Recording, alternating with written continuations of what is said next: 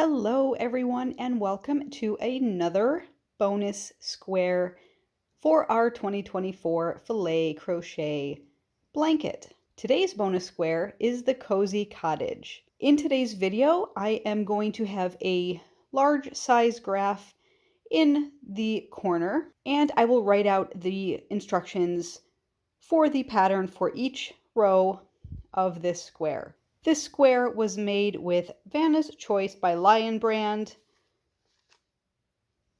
in the color olive, and as always, I used a 4.5mm crochet hook. But you can use whatever yarn and hook that you've been using for this entire project. I hope you enjoy this square as much as I did. So grab your yarn, grab your hook, and let's crochet the Cozy Cottage Filet Crochet Square.